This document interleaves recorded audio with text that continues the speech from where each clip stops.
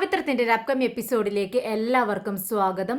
സുഡർമോള് പഠിച്ചുകൊണ്ടിരിക്കുന്നത് വിക്രമിൻ്റെ അച്ഛൻ മുൻപ് പഠിപ്പിച്ചിരുന്ന സ്കൂളിലാണ്.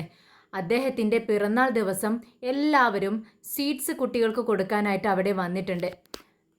കമലാമ്മയും വിശ്വവും വിക്രമും നന്ദിനിയും എല്ലാവരും വന്നിട്ടുണ്ട്. അങ്ങനെ സ്പെഷ്യൽ അസംബ്ലി വിളിച്ചിരിക്കുകയാണ്. അസംബ്ലിയിൽ പറയുന്നുണ്ട് മാഷിൻ്റെ വിശേഷണങ്ങളെല്ലാം. വളരെ നല്ല മനുഷ്യനായിരുന്നു. കുട്ടികൾക്കെല്ലാവർക്കും നല്ല ഇഷ്ടമുള്ള ഒരു മാഷായിരുന്നു. അദ്ദേഹത്തിൻ്റെ പിറന്നാൾ ദിവസം അദ്ദേഹത്തിൻ്റെ കുടുംബം എല്ലാവരും ഇവിടെ എത്തിയിട്ടുണ്ട്. ഇവരെയും നമുക്ക് ഇങ്ങോട്ടേക്ക് സ്വാഗതം ചെയ്യാം എന്ന് പറഞ്ഞ് എല്ലാവരെയും അങ്ങോട്ടേക്ക് ക്ഷണിക്കുന്നുണ്ട്. എല്ലാവർക്കും സീറ്റ്സ് കൊടുക്കാൻ വേണ്ടി പറയുവാണ് കമലാമ്മ. അങ്ങനെ മിസ്സ് പറയുന്നുണ്ട് നിങ്ങൾക്ക് തന്നെ കൊടുത്തോളൂ എന്ന് പറയുവാണ്.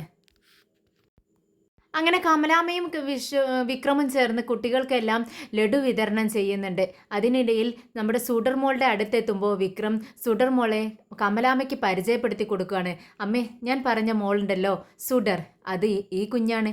ഇത് കണ്ടതും കമലാമ്മ പറയുന്നുണ്ട് ഞാൻ ഇവളെ കണ്ടിട്ടുണ്ട്, ഈ കുഞ്ഞിനെ ഞാൻ കണ്ടിട്ടുണ്ട് വിക്രം, അമ്പലത്തിൽ വെച്ച്. ആ സ്വാമിജി ഈ കുഞ്ഞിനെ കുറിച്ചാണ് പറഞ്ഞത്. നിന്റെ ജീവിതത്തിൽ ഒരു വെളിച്ചം കൊണ്ടുവരാൻ പോകുന്നത്, നിന്റെ രക്ഷയ്ക്കായി എത്തുന്നത് ഈ മോളാണെന്ന് സ്വാമിജി അന്ന് പറഞ്ഞു.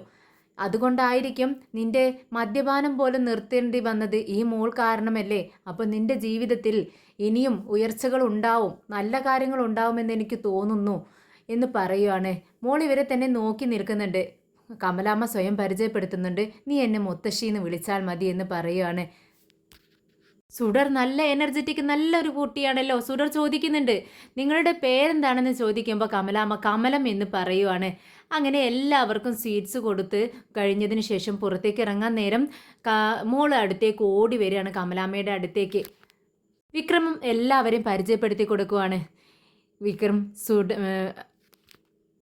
വിശ്വത്തെ നോക്കിക്കൊണ്ട് പറയുന്നുണ്ട് ഇത് വലിയച്ഛ എന്ന് വിളിക്കണം, വിശ്വം എന്നാണ് പേര്. വിനയനെ നോക്കിക്കൊണ്ട് പറയുന്നുണ്ട് ഇത് വിനയൻ, നീ ഇവനെയും എൻ്റെ ചേട്ടനാണ്, ഇവനെയും നീ വലിയച്ഛ എന്ന് വിളിച്ചാൽ മതി എന്ന് പറയുവാണ്. ഇത് കേട്ടിട്ട് സുഡർ കുറുമ്പോടെ ചോദിക്കുന്നുണ്ട് ഇവരെല്ലാം അത്ര വലിയ ആൾക്കാരല്ലല്ലോ, അത്ര ഉയരമൊന്നുമില്ലല്ലോ, പിന്നെ എന്തിനാ വലിയച്ചാന്ന് വിളിക്കുന്നത് എന്ന് ചോദിക്കുകയാണ്. ഇത് കേട്ടത് നന്ദിനിക്ക് ദേഷ്യം വരുന്നുണ്ട്. നന്ദിനി ചോദിക്കുന്നുണ്ട് ഇതെന്താ ഇത്ര മര്യാദയില്ലാതെ ഇവൻ എന്നൊക്കെ വിളിക്കുന്നത്, വലിയവരെ വയസ്സിന് മൂത്തവരെ എങ്ങനെ വിളിക്കണമെന്ന് ഇവൾക്ക് അറിയത്തില്ലേ എന്ന് ചോദിക്കുകയാണ്. ഇത് കേട്ടതും സുഡറിന് ദേഷ്യം വരുന്നുണ്ട്. ഇവൾ ആരാ എന്ന് ചോദിക്കുകയാണ്. ഇത് അങ്ങനെ നന്ദിനി ഓൾറെഡി ദേഷ്യം വന്നിട്ടാണ് നിൽക്കുന്നത്. അതുകൂടി കേട്ടപ്പോൾ ദേഷ്യം കൂടി പോവുകയാണ്. എന്നിട്ട് പറയുന്നുണ്ട് ദേ എന്നെ എടിപ്പൊടി എന്ന് വിളിച്ചാലുണ്ടല്ലോ, നിന്നേക്കാൾ വയസ്സിന് മൂത്തതാ ഞാൻ, എത്ര വയസ്സിന് മൂത്തതാ, എന്നിട്ടാണോടി ഇങ്ങനെ ചോദിക്കുന്നത് എന്ന് ചോദിക്കുമ്പോൾ എന്തിനാ എന്നെ എടിയെന്ന് വിളിച്ചതെന്ന് സുഡർ തിരിച്ചു ചോദിക്കുന്നുണ്ട്. ഇവരുടെ ഈ തർക്കം കണ്ട് നമ്മുടെ വിക്രം നന്ദിനിയോട് പറയുന്നുണ്ട് ചേച്ചി എന്താ ഇതൊരു കുഞ്ഞല്ലേ, ആ കുഞ്ഞങ്ങനെ പറഞ്ഞു എന്ന് വെച്ച് ചേച്ചി എന്തിനാ ഇങ്ങനെ ദേഷ്യപ്പെടുന്നത്. സുഡർ വയസ്സിന് മൂത്തവരെ ഇങ്ങനെയൊന്നും വിളിക്കരുത്, നിങ്ങൾ എന്നാണ് വിളിക്കേണ്ടത്, ഇങ്ങനെ വാ പോ എടി പൊടി എന്നൊന്നും വിളിക്കാൻ പാടില്ല എന്ന് വിക്രം കുഞ്ഞിനെ പറഞ്ഞ് മനസ്സിലാക്കുന്നുണ്ട്. ശരി, ഇനി ഞാൻ അങ്ങനെ വിളിക്കത്തില്ല, പക്ഷെ എന്നെ കണ്ടതും ഇവരെന്തിനാ ഇങ്ങനെ ദേഷ്യപ്പെടുന്നത് എന്ന് സുഡർ ചോദിക്കുന്നുണ്ട്. അവരുടെ സ്വഭാവം അങ്ങനെയാണ് മോൾ, അത് മൈൻഡ് ചെയ്യണ്ട എന്ന് പറയുന്നു. അപ്പോഴേക്കും മിസ് അകത്തു നിന്നും സുഡർ നീ എന്താ അവിടെ നിൽക്കുന്നത്, ഇങ്ങോട്ടേക്ക് വാ എന്ന് പറഞ്ഞ് വിളിക്കുന്നത് കേട്ട് സുഡർ പെട്ടെന്ന് തന്നെ അകത്തേക്ക് ബായ് മുത്തശ്ശി എന്ന് പറഞ്ഞ് എല്ലാവർക്കും ടാറ്റ കൊടുത്തുകൊണ്ട് ഓടിപ്പോവുകയാണ്. വീട്ടിലെത്തിയതും സുഡർ കുളിയെല്ലാം കഴിഞ്ഞ് ഭക്ഷണമൊക്കെ കഴിച്ച് ഫ്രഷ് ആയിട്ടിരിക്കുന്ന സമയത്താണ് ഒരു ബ്ലൂ കളർ നെയിൽ പോളിഷ് എടുത്ത് വേദ അങ്ങോട്ടേക്ക് വരുവാണ്. ഇത് കണ്ടിട്ട് മോള് ചോദിക്കുന്നുണ്ട് എന്താ വേദ, ബ്ലൂ നെയിൽ പോളിഷാണോ എൻ്റെ വിരലിൽ ഇടാൻ പോകുന്നത്, നാളെ ഞാൻ ഇടാവുന്ന ഡ്രസ്സിന് മാച്ചാണോ ഇത്, അത് നോക്കിയോ എന്ന് ചോദിക്കുകയാണ്. ഉടനെ വേദ ചോദിക്കുന്നുണ്ട് ഓഹോ അങ്ങനെയാണോ, നിന്റെ നാക്കിന് നീളം അല്പം കൂടുന്നുണ്ട്, ചേച്ചി കൊടുക്കുന്ന ഭക്ഷണമൊക്കെ ഇവളുടെ നാക്കിലേക്കാണ് പോകുന്നതെന്നാണ് തോന്നുന്നതെന്ന് വേദ പറയുവാണ്. ഇത് കേട്ടതും വിജി പറയുന്നുണ്ട് ആഹാ, അപ്പോൾ നിനക്ക് ഇത്ര നേരം സഹിക്കുമ്പോഴേക്കും നിനക്ക് ഇങ്ങനെ തോന്നുന്നു, നേരം വെളുത്ത വൈകുന്നേരം വരെ നീ കളക്ടർ ഓഫീസിലിരിക്കുമ്പോൾ ഇവളെ വൈകുന്നേരം വരെ സഹിക്കുന്നത് ഞാനാ, അപ്പം എൻ്റെ അവസ്ഥ ഒന്ന് നോക്കെന്ന് വിജി പറയുന്നുണ്ട്. ചിരിച്ചുകൊണ്ടാണ് ഇതൊക്കെ പറയുന്നത്. ഉടനെ മോള് ചോദിക്കുന്നുണ്ട്, അല്ല വിജയമ്മേ, ഞാൻ എൻ്റെ സംശയങ്ങളല്ലേ ഈ ചോദിക്കുന്നതൊക്കെ, നിങ്ങൾക്ക് ഉണ്ടാവുന്നുണ്ടോ എന്ന് ചോദിക്കുകയാണ്. മോള് ചോദിച്ചോ, വിജയമ്മയ്ക്ക് ഒരു ബുദ്ധിമുട്ടും ഇല്ല എന്ന് പറയുന്നു. പെട്ടെന്ന് മോള് വേദയോട് പറയുന്നുണ്ട്, വേദേ, ഇന്ന് സ്കൂളിലൊരു വിശേഷമുണ്ടായി. ഇന്ന് ഞങ്ങൾക്ക് ലഡു വിതരണം ചെയ്യുന്നുണ്ടായിരുന്നു. ലഡു കിട്ടി എനിക്ക് കഴിക്കാനെന്ന് പറയുന്നുണ്ട്. എന്താണ് വിശേഷം എന്ന് ചോദിക്കുകയാണ്. വിജിയോടാണ് ചോദിക്കുന്നത് വേദ. വിജി പറയുന്നുണ്ട്, എനിക്കറിയത്തില്ല വേദേ, അത് മോൾക്കല്ലേ അറിയോ, മോള് പറയുമെന്ന് പറയുമ്പോൾ, ഞാൻ പറയാ വേദേ, അതെ, ഇന്ന് ഞങ്ങളുടെ വീട്ടിൽ കുറച്ച് ആളുകൾ വന്നു, സ്കൂളിൽ കുറച്ച് ആളുകൾ വന്നു. ആരാണെന്ന് അറിയാമോ? ഞങ്ങളുടെ സ്കൂളിൽ മുൻപ് പഠിപ്പിച്ചിരുന്ന ഒരു മാഷുണ്ടായിരുന്നു. ആ മാഷിൻ്റെ ബർത്ത്ഡേ ദിവസമായിരുന്നു. അങ്ങനെ ഞങ്ങൾക്ക് ലഡു എല്ലാം വിതരണം ചെയ്തു. ആരാ തന്നതെന്നറിയാമോ? അവരുടെ വൈഫ് കമലം എന്ന് പറയുമ്പോൾ ആകെ ഞെട്ടുന്നുണ്ട് വേദ. വേദയ്ക്ക് മനസ്സിലായി, അച്ഛനെയും അമ്മയും കുറിച്ചാണ് മോൾ ഈ പറയുന്നത്. അതും സ്വന്തം മോളുടെ മുത്തശ്ശനും മുത്തശ്ശിയും കുറിച്ചാണ് മോൾ ഈ പറയുന്നത് എന്ന് വേദയ്ക്ക് അറിയാമല്ലോ. അതുകൊണ്ട് ആകെ അന്തം വിട്ടിരിക്കുകയാണ്. എങ്ങനെ ഇവർ തമ്മിൽ കണ്ടുമുട്ടി എന്നുള്ളതാണ് വേദ ചിന്തിക്കുന്നത്. ഉടനെ തന്നെ മോള് പറയുന്നുണ്ട്, അവർ എൻ്റെ കവിളിൽ തൊട്ടു, എന്നിട്ട് എന്നോട് പറഞ്ഞു എന്നെ മുത്തശ്ശി എന്ന് വിളിച്ചാൽ മതിയെന്ന്. ഉടനെ പെട്ടെന്ന് ദേഷ്യം വന്ന് വേദ അങ്ങ് എഴുന്നേൽക്കുകയാണ്. എന്നിട്ട് പറയുന്നുണ്ട്, നീ എന്തിനാ അവരെ മുത്തശ്ശി എന്ന് വിളിക്കുന്നത്? അങ്ങനെ വഴിയിൽ പോകുന്നവരെ എന്നും മുത്തശ്ശി എന്ന് നിന്ന് വിളിക്കേണ്ട ആവശ്യമില്ല. നീ എന്തിനാ അവരോട് സംസാരിക്കാൻ പോയതെന്ന് ചോദിക്കുകയാണ്. ഇത് കേട്ടത് മോള് പറയുന്നുണ്ട്, എന്താ വേദ നീ ഇങ്ങനെയൊക്കെ പറയുന്നത്? അവരെന്നോട് സംസാരിക്കാൻ വന്നതാണ്. അവർ ചോദിച്ച കാര്യങ്ങൾക്ക് മാത്രമാണ് ഞാൻ മറുപടി പറഞ്ഞത്. അതിനെന്തിനാ വേദ ഇങ്ങനെ ദേഷ്യപ്പെടുന്നത് എന്ന് ചോദിക്കുകയാണ്. ഉടനെ തന്നെ നമ്മുടെ വിജിക്ക് മനസ്സിലാവുന്നുണ്ട് സിറ്റുവേഷൻ വളരെ മോശമാവാൻ വേണ്ടി പോവുകയാണ്. പെട്ടെന്ന് മോളോട് പറയുന്നുണ്ട്, മോളെ നീ ചെന്ന് റൂമിലിരിക്കുക, അമ്മ വേദയോട് സംസാരിച്ചിട്ട് വരാമെന്ന് പറയുകയാണ്. മോളങ്ങ് റൂമിലേക്ക് പോകുമ്പോൾ വേദ ചോദിക്കുന്നുണ്ട്, വിജി ചേച്ചി, അവൾ ആരെക്കുറിച്ചാണ് ഈ സംസാരിച്ചതെന്ന് നിങ്ങൾക്ക് അറിയാമോ എന്ന് ചോദിക്കുമ്പോൾ, എനിക്കറിയില്ല അത് ആരാണെന്ന് വിജി ഇങ്ങനെ ഒന്നും അറിയാത്ത മട്ടിൽ. വിജിക്ക് എല്ലാം അറിയാം, വിക്രമിൻ്റെ അമ്മയാണെന്നും വിക്രമും ഫാമിലിയുമാണ് അവിടെ വന്നതെന്നൊക്കെ വിജിക്ക് അറിയാം. പക്ഷെ വേദയുടെ നാവിൽ നിന്നും അത് കേൾക്കാൻ വേണ്ടി വിജി അറിയാത്ത മട്ടിൽ ചോദിക്കുകയാണ്, അത് ആരായിരുന്നു എന്ന് ചോദിക്കുമ്പോൾ വേദ പറയുന്നത്, അത് അവൻ്റെ അമ്മയാണ്, അവർ മുത്തശ്ശി എന്ന് വിളിക്കണം എന്നല്ലേ മോളോട് പറഞ്ഞത്. അപ്പോൾ ഇത് മോൾ ആരാണെന്ന് അറിഞ്ഞിട്ടായിരിക്കുമോ അങ്ങനെ പറഞ്ഞതെന്ന് ചോദിക്കുകയാണ്. ഉടനെ വിജി പറയുന്നുണ്ട്, ഏയ് അങ്ങനെ ആയിരിക്കത്തില്ല. എങ്ങനെ അറിയാനാ വേദേ? നിനക്ക് നിന്റെ സംശയം കൊണ്ട് അങ്ങനെ തോന്നുന്നതായിരിക്കും. ഏയ് അല്ല, എനിക്ക് ബലമായ സംശയമുണ്ട് ചേച്ചി. അവർ സത്യമെല്ലാം അറിഞ്ഞിട്ടുണ്ടാവുമോ എന്ന് വേദ ചോദിക്കുകയാണ്. നീ ഇങ്ങനെയൊക്കെ ചിന്തിച്ചാലോ എന്ന് നമ്മുടെ വിജി ചോദിക്കുകയാണ്. ഉടനെ തന്നെ വേദ പറയുന്നുണ്ട്, അല്ല, എനിക്ക് ഇതൊന്നും അത്ര ശരിയായിട്ട് തോന്നുന്നില്ല. നമുക്ക് മോളെ വേറെ സ്കൂളിലേക്ക് ചേർത്താലോ? എനിക്ക് അച്ഛൻ ഈ സ്കൂളിലാണ് ജോലി ചെയ്തിരുന്നതെന്ന് അറിയത്തില്ലായിരുന്നു. അതുകൊണ്ടാണ് ഞാൻ മോളെ ആ സ്കൂളിൽ കൊണ്ടുപോയി ചേർത്തത്. നമുക്ക് വേറെ സ്കൂളിൽ മോളെ ചേർത്താലോ എന്നിങ്ങനെ ആദ്യയോടെ ചോദിക്കുകയാണ്. ഇത് കേട്ടിട്ട് വിജി പറയുന്നുണ്ട്, ശരി, വേറെ സ്കൂളിൽ ചേർത്തിട്ട് ആ സ്കൂളിലും നിൻ്റെ അച്ഛന് ഇങ്ങനെ ഒരു കണക്ഷൻ, വേറെ എന്തെങ്കിലും ഒരു കണക്ഷൻ ആ സ്കൂളുമായിട്ട് ഉണ്ടായിരുന്നു എങ്കിൽ നീ എന്ത് ചെയ്യുമെന്ന് ചോദിക്കുമ്പോൾ വേദ പറയുന്നുണ്ട്, അതെനിക്കറിയത്തില്ല. വേദേ, ഈ ചുറ്റുവട്ടത്ത് എത്ര സ്കൂളുകളുണ്ട്? വളരെ വിരലിലെണ്ണാവുന്ന സ്കൂളുകളല്ലേ ഉള്ളൂ. അപ്പോൾ പിന്നെ അവിടെയെല്ലാം അച്ഛൻ പഠിപ്പിച്ചിട്ടുണ്ടോ? എവിടേക്ക് അദ്ദേഹത്തിന് കണക്ഷൻ ഉണ്ടെന്ന് നിനക്കറിയാൻ പറ്റത്തില്ലല്ലോ. പിന്നെ നമ്മുടെ മോളെ ഇങ്ങനെ ഒരു സ്കൂളിൽ നിന്നും വേറൊരു സ്കൂളിലേക്ക് ഇങ്ങനെ മാറ്റിക്കൊണ്ടിരിക്കാൻ പറ്റുമോ? അവളുടെ ഭാവി അത് ബാധിക്കില്ലേ എന്ന് ചോദിക്കുകയാണ്. എന്നാൽ വേദ ആകെ ആദിയിൽ നിൽക്കുവാണ്. ഇല്ല ചേച്ചി, എൻ്റെ മോൾ ഇവിടെ ഉണ്ടെന്നുള്ള കാര്യം ആരും അറിയാൻ പാടില്ല എന്ന് പറയുന്നത് കേട്ടപ്പോൾ വിജി പറയുന്നുണ്ട്, വേദേ, ഇത് എത്ര നാൾ നിന്നെക്കൊണ്ട് ഇങ്ങനെ മൂടി വെക്കാൻ പറ്റുമെന്ന് എനിക്കറിയില്ല. എന്നാൽ വേദ ചോദിക്കുന്നുണ്ട്, ഞാനിപ്പോൾ എന്താ ചെയ്യുക? ചേച്ചി തന്നെ പറ, ഞാൻ എന്ത് ചെയ്യണം? വേദേ, നീ ഇങ്ങനെ സ്കൂൾ മാറ്റിക്കൊണ്ടിരുന്നിട്ട് കാര്യമൊന്നുമില്ല. അവൾ സുഡർ മോള് നിൻ്റെ മകളാണെന്ന് ആർക്കും അറിയത്തില്ല. അതുവരെ ഒരു പ്രശ്നവുമില്ല.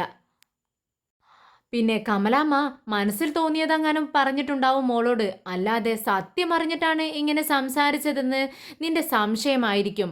അങ്ങനെയൊന്നും ഉണ്ടാവില്ല വേദേ, നീ ഒന്ന് സമാധാനത്തോടെ ഇരിക്കേ.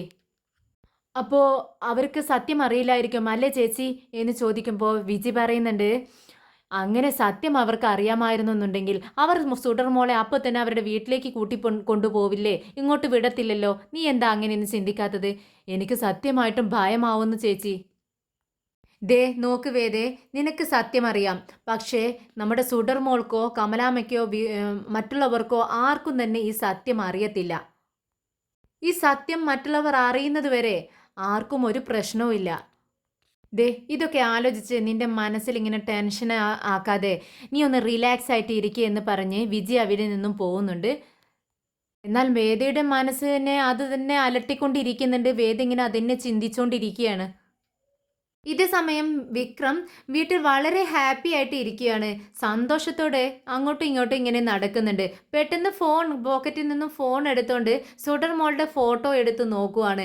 വളരെ പുഞ്ചിരിയോട് കൂടി അവളുടെ മുഖത്തേക്ക് നോക്കിക്കൊണ്ട് ഇങ്ങനെ ചോദിക്കുന്നുണ്ട്, നീ ആരാ മോളെ? എല്ലാവരും ഒറ്റ നോട്ടത്തിൽ നിന്നെ കാണുന്ന സമയത്ത് പെട്ടെന്ന് തന്നെ എല്ലാവരുടെയും മനസ്സിലങ്ങ് കയറി കൂടുവാണല്ലോ. ദേ എൻ്റെ അമ്മയ്ക്കും ചേട്ടന്മാർക്കും ഒക്കെ നിന്നെ ഇഷ്ടമായി. ദേ എൻ്റെ അമ്മ നിന്നെപ്പറ്റി എന്താണ് പറഞ്ഞതെന്നറിയാവോ? എൻ്റെ ദൈവമാണ് നീയെന്ന്. മുറുകെ പിടിച്ചോളാൻ പറഞ്ഞിരിക്കുക. അമ്മ പറഞ്ഞില്ലെങ്കിലും നിന്നെ ഞാൻ മുറുകെ പിടിച്ചിരിക്കുകയല്ലേ. എൻ്റെ ജീവനാ നീ. ആര് പറഞ്ഞാലും പറഞ്ഞില്ലെങ്കിലും എൻ്റെ ജീവിതത്തിലെ ദേവത തന്നെയാ നീ എന്ന് പറഞ്ഞുകൊണ്ട് നിന്നെ ഞാൻ ആർക്കും വിട്ടുകൊടുക്കില്ല എന്നൊക്കെ പറഞ്ഞ് വിക്രം സുഡർ മോളുടെ ഫോട്ടോയിൽ ഇങ്ങനെ ഉമ്മ വെക്കുന്നുണ്ട്. ഇത് കണ്ടുകൊണ്ടാണ് നമ്മുടെ കൺമണിയും രാജേട്ടനും ഒക്കെ അങ്ങോട്ടേക്ക് കയറി വരുന്നത്. പെട്ടെന്ന് അവരങ്ങ് ഞെട്ടുന്നുണ്ട്. വിക്രം ഫോണിൽ ഇങ്ങനെ ഉമ്മ വെക്കുന്നത് കണ്ടിട്ടാണ് അവർ വരുന്നത്. രാജേട്ടൻ വിക്രമിനോട് ചോദിക്കുന്നുണ്ട്, എന്താ വിക്രം, നീ വീഡിയോ കോളിൽ സംസാരിച്ചുകൊണ്ടിരിക്കുകയാണോ? ഹാ നിങ്ങളോടൊക്കെ ഇങ്ങോട്ട് ആര് വരാൻ പറഞ്ഞു? അതെന്താ നീ അങ്ങനെ പറഞ്ഞത്? ഞങ്ങൾ ഇതിനു മുൻപും നീ തനിച്ചിരിക്കുന്ന സമയത്ത് നിന്റെ അടുത്തേക്ക് വരാറില്ലേ? ഇതെന്താ ഇപ്പോൾ ഇങ്ങനൊരു ചോദ്യം എന്ന് ചോദിക്കുമ്പോൾ, അല്ല എനിക്ക് പേഴ്സണലായിട്ട് കുറച്ച് സമയമൊക്കെ വേണ്ടേ എന്ന് ചോദിക്കുമ്പോൾ, പേഴ്സണലായിട്ടോ എന്നിങ്ങനെ നമ്മുടെ അനിയൻകുട്ടൻ വീണ്ടും എടുത്ത് ചോദിക്കുകയാണ്. അതെ, എനിക്ക് പേഴ്സണലായിട്ട് സ്പേസ് വേണം. എനിക്ക് എന്തൊക്കെ കാര്യങ്ങൾ ഉണ്ടാകുമെന്ന് നിങ്ങൾക്കറിയത്തില്ല എന്ന് പറയുമ്പോൾ രാജേട്ടൻ പറയുന്നുണ്ട്, ഓ നീ അത്ര അളവിൽക്കൊക്കെ അങ്ങനെയുള്ള കാര്യങ്ങൾക്കൊക്കെ നീ എത്തിപ്പെട്ടോ? ശരി ശരി. അപ്പോൾ വിക്രം പറയുന്നുണ്ട്, അതെ. നീ ആരെങ്കിലും സ്നേഹിക്കുന്നുണ്ടോ എന്ന് രാജേട്ടൻ ചോദിക്കുകയാണ്. അപ്പോൾ വിക്രം പറയുന്നുണ്ട്, എന്തൊക്കെയാ നിങ്ങൾ ഈ പറയുന്നത്? അല്ല, ഞങ്ങൾ കണ്ടുകൊണ്ടിരിക്കുകയല്ലേ. ഞങ്ങൾ ഇങ്ങോട്ട് കയറി വരുന്ന സമയത്ത് ഞങ്ങൾ എന്താ കണ്ടത്? നീ വീഡിയോ കോളിൽ ആരോടോ സംസാരിച്ച് ഫോണിൽ മുത്തം കൊടുക്കുന്നത് ഞങ്ങൾ കേട്ടല്ലോ എന്ന് രാജേട്ടൻ പറയുന്നുണ്ട്. രാജേട്ടാ, വെറുതെ ഇങ്ങനെ പുലമ്പിക്കൊണ്ടിരിക്കാതെ, ഞാൻ വീഡിയോ കോളിലൊന്നും ആയിരുന്നില്ല. മോളുടെ ഫോട്ടോയിലാണ് ഞാൻ ഉമ്മ കൊടുത്തത്. ഫോട്ടോയിലോ? നീ വെറുതെ പറയല്ലേ വിക്രം എന്ന് പറയുമ്പോൾ, ഫോട്ടോ ഫോണിൽ നോക്ക് എന്ന് പറഞ്ഞ് തൻ്റെ ഫോൺ എടുത്ത് അതിൽ സുഡറിൻ്റെ ഫോട്ടോ എടുത്ത് കാണിച്ചു കൊടുക്കുവാണ്. അത് കണ്ടപ്പോൾ എല്ലാവർക്കും വിശ്വാസമാവുന്നുണ്ട്. എല്ലാവരും ചിരിക്കുന്നുണ്ട്. കണ്ടോ രാജേട്ടാ, എൻ്റെ സ്വന്തം മോളാണെങ്കിൽ പോലും ഞാൻ ഇത്രത്തോളം സംസാരിച്ചിട്ടുണ്ടാവില്ല. ഞാൻ എത്ര നേരമായി അവളോട് സംസാരിക്കുന്നു എന്നറിയാവോ? ഒരു ദൈവത്തെ പോലെ അവൾ വന്ന് എൻ്റെ ജീവിതത്തിൽ രക്ഷിച്ചു, എന്നെ നല്ലവനാക്കി. കണ്ടോ, ഇപ്പോൾ ഈ നേരത്തെ ഞാൻ അവളോട് ഇങ്ങനെ സംസാരിച്ചുകൊണ്ടിരിക്കുന്നു. എന്തൊരു അത്ഭുതമല്ലേ എന്നിങ്ങനെ ചോദിക്കുകയാണ് രാജേട്ടനോട്. സോറി വിക്രം, ഞാൻ അറിഞ്ഞില്ല. നീ ആർക്കാണ് ഉമ്മ കൊടുക്കുന്നത് ഫോണിൽ എന്ന് തെറ്റിദ്ധരിച്ചു പോയി. സോറിടാ എന്ന് പറയുകയാണ് രാജേട്ടൻ. അങ്ങനെ രാജേട്ടനും അനിയൻകുട്ടനൊക്കെ താഴേക്ക് ഇറങ്ങി പോകുന്നുണ്ട്. എന്നാൽ കൺമണി ഇങ്ങനെ എന്തോ ചിന്തിച്ചുകൊണ്ടിരിക്കുകയാണ്. വിക്രം പെട്ടെന്ന് തിരിഞ്ഞു നോക്കിയതും കൺമണി അവിടെ തന്നെ നിൽക്കുന്നത് കണ്ട്, നീ പോയില്ലേ എന്ന് ചോദിക്കുകയാണ്. ഞാൻ പൊക്കോളാം, ഞാൻ ഇപ്പോൾ തന്നെ പോവാണെന്ന് പറഞ്ഞ് വീണ്ടും കൺമണി അവിടെ ഇങ്ങനെ ടെൻഷൻ അടിച്ച് നിൽക്കുന്നത് കണ്ടിട്ട് വിക്രം ചോദിക്കുന്നുണ്ട്, അല്ല കൺമണി, നിനക്ക് എന്നോട് എന്തെങ്കിലും ചോദിക്കാനുണ്ടോ? എനിക്ക് ചോദിക്കാനുണ്ട്. അല്ല വിക്രം, നീ എത്ര നാളിങ്ങനെ വല്ലവരുടെയും കുഞ്ഞിനെ നോക്കിക്കൊണ്ട് ഇങ്ങനെ സന്തോഷിച്ചിരിക്കും? നീ എന്താ ഉദ്ദേശിക്കുന്നതെന്ന് വിക്രം ചോദിക്കുകയാണ്. ഉടനെ കൺമണി പറയുന്നുണ്ട്, അല്ല, മരിച്ചുപോയ കുഞ്ഞിനെക്കുറിച്ച് ചിന്തിച്ച് എത്ര നാളിങ്ങനെ ജീവിക്കും വിക്രം? അവൾ നിന്റെ കുഞ്ഞിനെ കൊന്നുകളഞ്ഞു എന്ന് നീ പറയുന്നു. അങ്ങനെ ആണെങ്കിലും അവൾ പഠിച്ച് മിടുക്കിയായി ഒരു കളക്ടറായി. പക്ഷേ നീ എന്താ ചെയ്തുകൊണ്ടിരിക്കുന്നത്? നീ ജീവിതത്തിൽ എന്തെങ്കിലും ഒന്നുമായോ? അതിനെക്കുറിച്ച് നീ ചിന്തിച്ചിട്ടുണ്ടോ? വിക്രം, കാലങ്ങൾ കഴിയും തോറും നിനക്ക് വയസ്സ് കുറഞ്ഞു വരുമല്ല, വയസ്സിങ്ങനെ കൂടിക്കൊണ്ടിരിക്കുകയാണ്. നീ എന്താ അത് ചിന്തിക്കാത്തത്? നിനക്ക് വേണ്ടി ജീവിക്കാൻ, നിന്റെ ജീവിതം നന്നായി കാണാനും നിനക്ക് വേണ്ടപ്പെട്ടവരും ഇവിടെ നിനക്ക് ചുറ്റുപാടും ഇഷ്ടം പോലെ ആൾക്കാരുണ്ട്. നീ എന്താ അവരെ പറ്റി ചിന്തിക്കാത്തത്? പറ വിക്രം. നിന്റെ ഒരു കുഞ്ഞല്ലേ മരിച്ചു പോയിട്ടുള്ളൂ വിക്രം. ഇനിയും എത്ര കുഞ്ഞുങ്ങൾ നിനക്കുണ്ടാവാം എന്ന് പറയുമ്പോൾ, വിക്രം എന്താ നീ ഉദ്ദേശിക്കുന്നത്? എനിക്ക് മനസ്സിലാവുന്നില്ല. നീ എന്തിനെക്കുറിച്ചാണ് ഈ സംസാരിക്കുന്നതെന്ന് വീണ്ടും വിക്രം ചോദിക്കുകയാണ്. ഇത് കേട്ടതും കൺമണി പറയുന്നുണ്ട്, നിനക്കിഷ്ടമുള്ളവർ നിന്നെ വിട്ടു പോയി. പക്ഷേ നിന്നെ ഇഷ്ടപ്പെടുന്ന എത്രയോ ആളുകൾ, എത്രയോ സ്ത്രീകളാണെങ്കിലും നിനക്ക് ചുറ്റുമുണ്ടാവില്ല വിക്രം. നിനക്ക് ഇഷ്ടമുള്ള അവരിൽ ആരെയെങ്കിലും നിനക്ക് വിവാഹം കഴിച്ചുകൂടെ? ഒരു കുഞ്ഞല്ല വിക്രം, ഒരു 10 കുഞ്ഞെങ്കിലും നിനക്ക് ജനിക്കും. നീ എന്തിനാ വിക്രം നിന്റെ മരിച്ചുപോയ കുഞ്ഞിനെ ആലോചിച്ച് ഏതോ ഒരാളുടെ കുഞ്ഞിനെ ഇങ്ങനെ താലോലിച്ചു കൊണ്ടിരിക്കുന്നത് എന്തിനാ? അവളെ കണ്ടിട്ടല്ലേ നിനക്കിപ്പോൾ ഇത്രയും സന്തോഷം?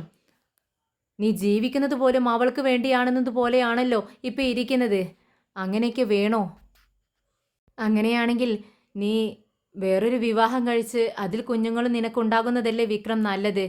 എന്താ ഞാൻ ഇത്രയും സംസാരിച്ചിട്ട് നീ ഒന്നും മിണ്ടാതെ നിൽക്കുന്ന വിക്രം?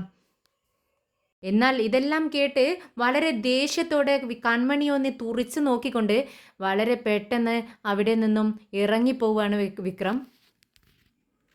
പിറ്റേ ദിവസം സുഡറിനെ സ്കൂൾ വിട്ട് വരുന്നതും കാത്ത് വിജി ഇങ്ങനെ പുറത്ത് നിൽക്കുവാണ്. ഇതേ നേരം കമലാമ്മ അങ്ങോട്ടേക്ക് വരുന്നുണ്ട്. കമലാമ്മയെ കണ്ടതും വിജി ചോദിക്കുന്നുണ്ട്, എന്തു പറ്റി, ഇന്നും മാഷിൻ്റെ എന്തെങ്കിലും വിശേഷങ്ങളുണ്ടോ? അതിനു വേണ്ടി വന്നതാണോ? അങ്ങനെ വല്ല കാര്യത്തിനും വേണ്ടി വന്നതാണോ എന്ന് ചോദിക്കുകയാണ്. ഏയ് അല്ല, ഞാൻ നിങ്ങളെയും മോളെയും കാണാൻ വേണ്ടി വന്നതാ.